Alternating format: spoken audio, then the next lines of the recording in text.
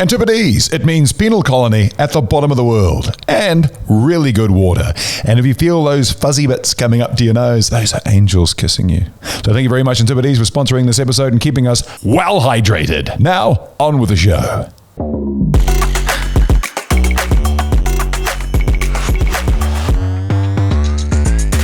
Welcome back to Redlining. We've got a very special guest on today, but before we introduce her, let's say hello to Richard. Hi, Rich. How are you? I'm not too bad, mate. I'm not too bad. I'm terribly excited today. This is quite a different one. This is a unique experience for us. Very unique for a couple of reasons. One, we have our first Zoom with an international DJ. Yeah. Cool. And second, it is DJ Hay from the States, and she is 100% blind. Hello, DJ Hay. Well, hello there. How are you? Very good, thank you. Thanks for joining us. Oh, you're very welcome. It's my pleasure. Absolutely. So your story is a completely unique one. So I think, well, let's start from just how you came to come on the show. So you contacted us through our Instagram because you Correct. saw our Ferry Corsten interview. I did. And you're a Yes, I big did. Ferry Corsten fan. Oh, heck yeah. You betcha.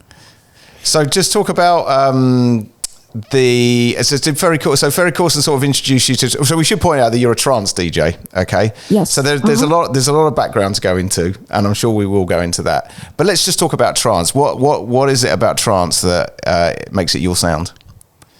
Well, for me, as I mentioned so many times to people that are asking me, what is this music exactly? Well, it's all about the melody and emotion. And that's something that you don't get in other genres. But also, I've noticed a lot of times people live somewhere where they may not have a radio station or club that has DJs that play it. So that's why I was like, I want to play music that's different from music that people would hear all the time, 24/7 on the radio or at their normal clubs that they go to all the time. And so after I met Ferry at the Intervention Pool Party in 2013, and got hooked during his set, I was like, yes, this is the music I want to play. Cool. And so many people have been like, hey, I got into it because of you. So That's fantastic. So America's a big old place. I'm assuming you're in America. If you're Canadian, I'm really sorry, but I know you're not. Whereabouts? No, I'm from San Diego, California. Yes. San Diego, California. Cool. Nice. And what got you into trance music? Like so many different... Well, it all started when I was listening to Corsten's Countdown, which is obviously now known as Resonation Radio. Mm-hmm. But yeah, ever since I started listening to it and heard what Ferry was playing, I was like, whoa, this music is so cool. Like, as I just mentioned a moment ago, I just love that it's different from, say, other genres that people hear all the time, like pop, rock, whatever. Yeah. And What's it like? What's the popularity like in the States? Trance music, is it popular in the States? well, yes, there are quite a few states that are known for it. Specifically, the city that's known for trance is LA. Yeah. Mm-hmm. But yes, our trance community is starting to grow here in San Diego. In fact, we do have a monthly trance event that I go to all the time. Cool. And I've performed at several times, and everyone there who hosts it are just so nice. So, yeah, big shout out to Nico, Tony, and Matt. Thank you so much, guys, for hosting it. You guys are awesome, and I just love coming there and hanging out with everyone and also performing for it. So I would say that LA is just down the road from San Diego because this is the States. It really isn't. Oh, no, it's actually it is quite a bit of ways away. It's actually about a 2-hour drive, depending on traffic and whatnot. But yeah. Yeah. Okay. So I guess the big question that everyone is going to be asking, how do you DJ with such visual impairment? Of course. So I use a DJ program called DJ Pro by Algorithm, and I use a screen reader on my Mac that will verbally tell me information about each track. So like the title, artist, and BPM. And it's basically my eyes for giving me helpful information that DJs would see on the LCD display of their equipment. And it was also a matter of course, getting the right training on how to transition. And I thankfully have a DJ trainer who helped me with mastering that and my muscle memory of using my gear and knowledge of the music that allows me to transition and mix seamlessly live. So, sorry, go on. I was going to say it's remarkable because not only are you listening to the songs that you're mixing, you're also listening to your computer telling you that was my question, what is going on. Correct, yes. That is amazing. So how do you... So obviously, as normal DJs, you would read the waveform. So I mean, do you obviously as DJs, harking back to vinyl DJs, they could read a record, but also know your tracks inside out. So is it a case of you knowing your music inside out? Exactly, yeah. Just music that I've known for a long time, but also if it's obviously a song that I haven't heard before, then I have no clue what the artist is, unless if I, know it obviously from either looking it up online or maybe it's a song that I hear on Resonation Radio and I hear Fairy say, oh, this song was whatever by so-and-so, and it's like, oh, okay. And if it's a song that grabs my attention that I would play in a set or on my show, then I'm like, okay, I'll just pull it up and find it that way. So I see you use a controller. So when you sort of play out, do you just bring all your own gear? Correct. Yes, because that's what I was trained to do, and that's how I feel the most comfortable. And an all-in-one system for me is easier because it has everything I need, everything I want it to do. Whereas a lot of DJs, as you know, use CDJs and the 900 Nexus, which is great, but it would probably be a lot to remember since it's 3 different pieces of equipment that have so many buttons, so many knobs, and so forth. And so, yeah, that's why.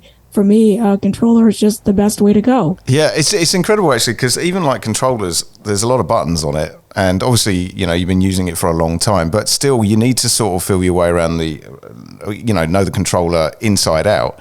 So exactly, yeah. I mean, even that in itself is incredible. How long did it actually take you to sort of kind of learn this method of DJing? Oh, good question. It took me. Oh, wow. Honestly, I lost track, to be honest, but I've been doing this for 9.5 years. So actually this coming summer is officially going to be 10 years since I've been DJing. I just started out performing locally, and then I basically went from that to doing a show that is now being heard and seen by so many people around the world. And I'm saying seen because I do my show on Twitch twice a week, but I also have it available every month on Mixcloud. So yeah, I mean, thanks to the way that we can interact with each other today because of social media and the internet, I'm now just being recognized and heard by so many people who love what I do. Brilliant. What was the initial reaction like when people started listening to you and then realizing that you were doing it blind? They obviously were blown away. They were like, what? That's so cool. Oh my gosh, that's amazing. And they would also ask me, how do you do it? And I would explain what I just said to you. And also that brings to the fact that Ferry Corsten even recommended for me to mention that on my show when I was asking him, hey, do you have any advice on what I can do to bring my show to a wider audience? He goes, yeah, you need to mention that you're blind because that's the one thing nobody knows about you unless if they've either seen you in person or have watched you on a video, because it's going to help make doing what you love stronger and help make you stand out from other DJs. And so that's why I decided to now promote myself as a blind DJ, but also give my show a unique name, Trance by Touch, because I play trance music and I see and DJ by touch. So obviously your story is really inspiring, and I certainly don't know of another visually impaired DJ. Do you get other people saying this was perhaps something that I thought wasn't possible for me to do, but after seeing your story, maybe this is something I can give a go? I haven't actually been contacted by anyone who said that to me, but I do know of a couple other DJs like myself. For example, Anthony Reyes from the Trance Duo Arrow and Pitch. I would definitely encourage you to possibly have him on because he also has a great story as well. Big shout out to him. And also my good friend DJ Bindope. Now, obviously, he doesn't play trance, but he's also a blind DJ as well. So, yeah. But like I said, I just decided to go with music that is different from music that people don't get to hear on a regular basis. So let's sort of go back to the beginning of the journey. So you've been practicing for a bit. and you said you had a mentor. When did you get your first gig? That was back in 2015 when I had the opportunity to, or no, actually, are you talking about like my first like big gig? Or yeah, well, just when the first time you played out, because for any DJ, the first time they play out is one, is quite a nerve-wracking affair.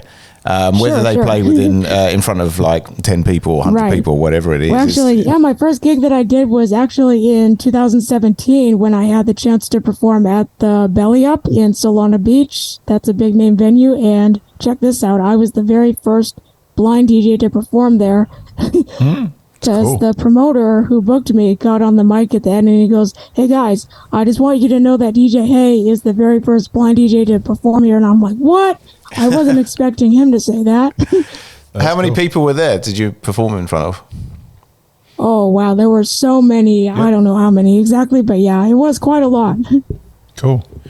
Hey, what was it that made you, obviously you're a music enthusiast, you like trance, you like mixing, but what was it that made you think that you could do it? You know what I mean? What was your process in finding the tools to actually do this for yourself? Did you ask other people? Did you know of other people that were into it? What was it that made you realize that you as a blind person could actually do this?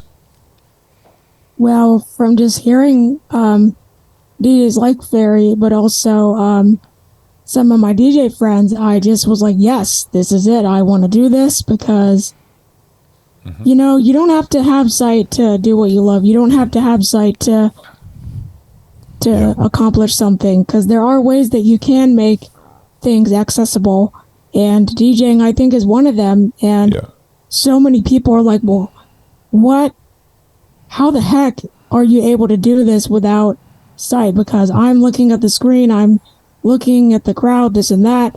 And so that's why I just love talking about how I do it and bringing awareness to others and just standing apart from other DJs by having something that not a lot of people have. But what was your first port of call into looking into the technology? Where did you go? Did you ask people, or did you go online with someone and look for it? Where did you start?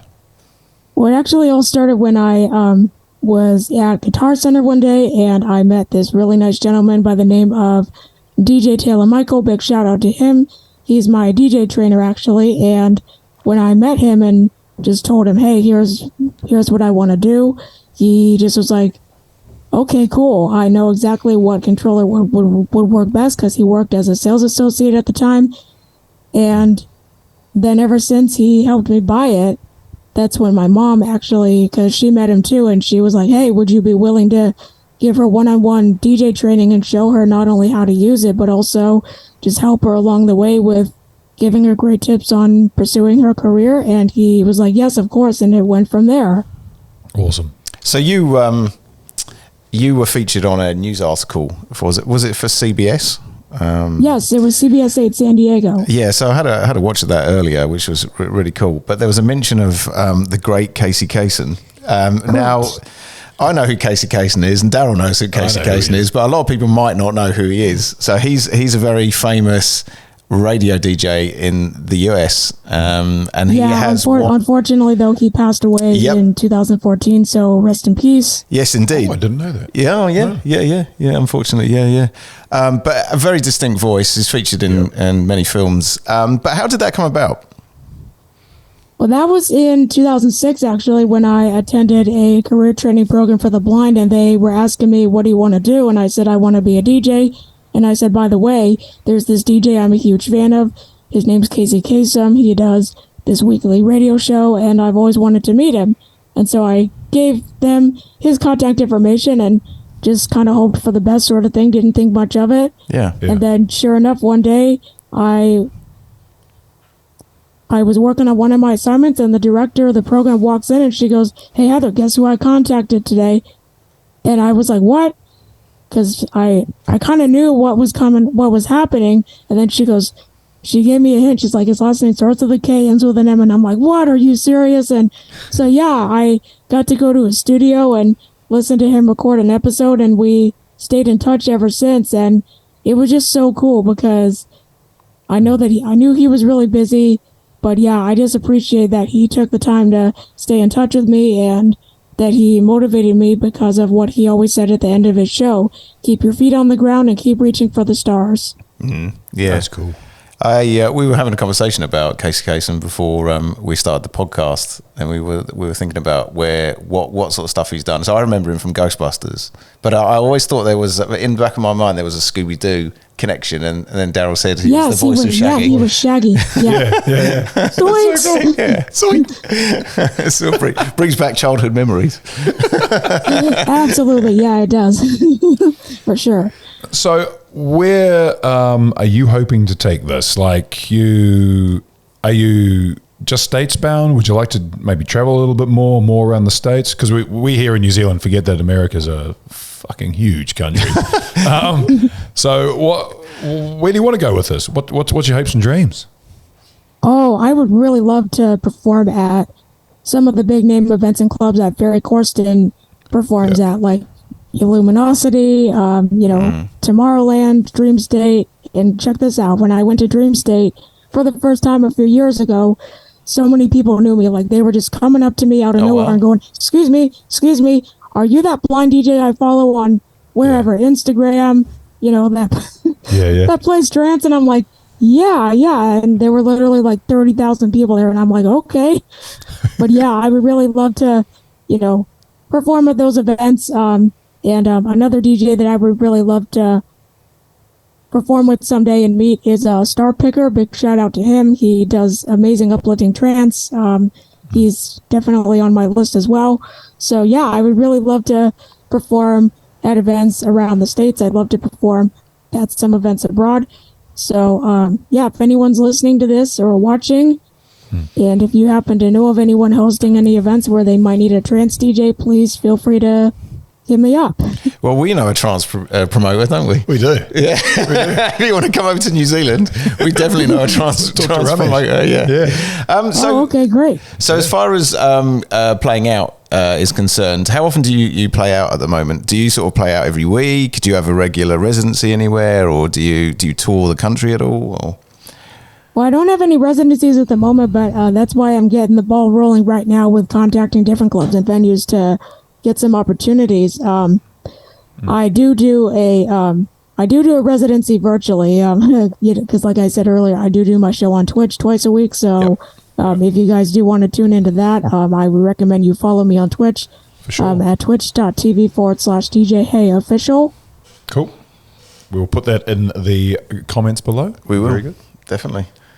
And then we'll see you playing at Vegas. Yeah. Okay. Yeah. Definitely. Yeah. Get that Vegas residency. Yeah. Oh yeah. Who knows?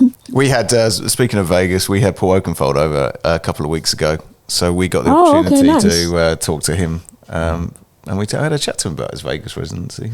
There's a guy who's done it all. He's been there and he's done it all. And then he was playing in a club in Auckland.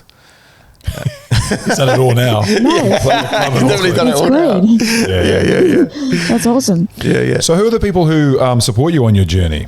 Hey? Who, like, family, friends? How do you get around? Like, who are your major backers, your champions?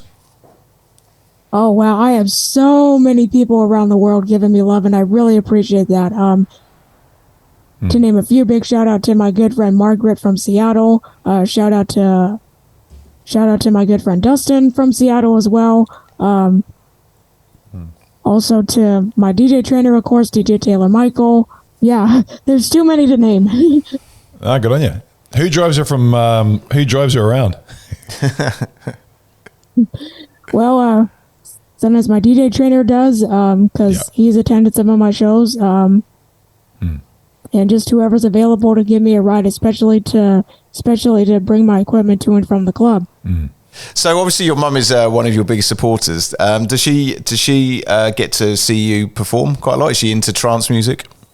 Oh, absolutely. Yeah, she's seen me perform several times, and she wasn't into trance at first, but ever since she went with me to fairy shows at the Intervention Pool Party, for example, and also at Exchange LA. She's like, I can understand why you love this music because even she's getting into it too. It's definitely for everybody. Yeah. What other music do you dabble in? Is it just trance, or do you play around with some other genres as well? Well, to be honest, I mean, I have heard other genres as well. Like I've, attended a few events that weren't trance related, and I just was like, the genre's it's not really my cup of coffee, like. I just love trance because of how much it really means to me, especially the trance community. I just love that everybody in that community are just there to be a family, and they're there to treat each other with kindness and be all about being there for the music and for each other. Now, when I need a break from trance, yes, I do listen to other genres. For example, I grew up with country music. So when I want to wind down from it after a long day of working on a set, I'll just put on country music. That's quite a juxtaposition. Yeah. Trance to country. We could make a new genre of combining trance and country music. Truntry. Oh, yeah, that'd be good. That'll work. I'm sure someone's had a go at doing it. I'm sure someone has. Yeah. Well, obviously, we being in New Zealand and being at the arse end of the world, we sort of forget about. I mean, country's not that big here, really, is it? Mm-hmm. You'd be surprised. Yeah. No, it's quite big in small towns. Oh, okay. Yeah. Yeah, there's a following. I think a lot of people do it undercover as well. Like me. Yeah. I hide the fact I love country music. You love country music, do you? Okay. All right. Well, I watch Yellowstone. I'm country. Okay. Okay, cool, yeah. Like in England, I don't think many people listen to country, apart from my dad. Yeah, probably. He listens to John Denver. Oh, really? Yeah. It's poppy country. Is it? It's nice. Is it poppy country? It's kind of poppy country. Snobby country music. We're getting Sorry, we're getting carried away with our own little conversation here. Yeah. Glenn Campbell. There's the other one. Glenn Campbell's good. Yeah, is it? Oh. Lineman for the county. I'm finding new stuff about you every time we talk. Oh, yeah. Yeah. All right, sorry, we digress. Let's not talk about country music. Are you still there? Yeah, I probably would have turned off by now. Still here. Yeah. We get lost in our own world sometimes. Yeah, we do. Yeah. So do you know any other DJs? Like any of your friends DJ? Oh, yeah, absolutely. As I mentioned, my good friend DJ Bindope, he's also a blind DJ. He doesn't play trance. He's a hip hop DJ. Oh, okay. That's a different skill DJing, right? So does he scratch and stuff like that? Yeah, he does. He does actually. Yeah. Because there's a lot more sort of cutting and scratching and stuff going on, like quick transitions with hip hop. Yeah. Definitely different from trance as far as like mixing and so forth. Yeah, so he's great as well. So yeah, big shout out to you, DJ Bindope. Also, my good friends who host our monthly trance event, Transcension, they DJ as well. Shout out to Nico Hart, Matt, Tony. Yeah, they're awesome as well. What's the and many others. What's the club scene like in San Diego? I only know San Diego for having SeaWorld, so I don't like. Is it much of a town where you go? I mean, it's a massive city, obviously, because it's in the United States. Like it's probably drowns Auckland, but it's not that much bigger than Auckland, isn't it? No. Oh, okay. All right, shows what I know.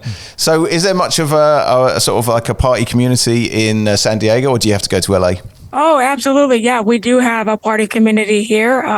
We've got quite a few clubs here that do play dance music. And they're mainly in the downtown area, but yeah, our party community is growing. So yeah, if ever, anyone's listening and you guys want to come down here for a party, then come on down. There's nothing more than I'd like to do than to go over to San Diego and go for a party, I have to admit. That sounds awesome. It does, that'd be great. Yeah. Now, do I see right that you're a twin? I am. Cool. Nice. And your twin sister, she can see. Is that right? She's fully. Yeah, she does have some usable vision. Yes. Right. What's it like being a twin? Does she have the same sort of interests and stuff? Does she get a little bit jealous that you're getting all the attention and she's not? Well, she is starting to grow on TikTok. Oh, really? Yeah. I mean, she does, random videos on TikTok, like, and I'm she'll respond to other people's videos or do her own videos. But yeah, she is starting to, develop a fan base on there. But as far as her interests go, she is into Broadway and creative writing. Oh, okay. So yeah, That's cool. she's not a nightclub person. I mean, she has been to some of my shows, but yeah, nightclubs are not for her, which, is understandable because not everything's for everybody. That's right. That's cool. You got any other siblings as well? I do have step siblings, yes. That's cool. Are they all into the same music and they boogie? Yes, one of them is actually. Yeah. He's, starting to get into it. I mean, they mostly listen to like pop and hip hop and so forth, but yeah, one of them does like dance music too. So yeah. Cool. Have you thought about dabbling in producing music? Is that a skill that you can have thought about branching into?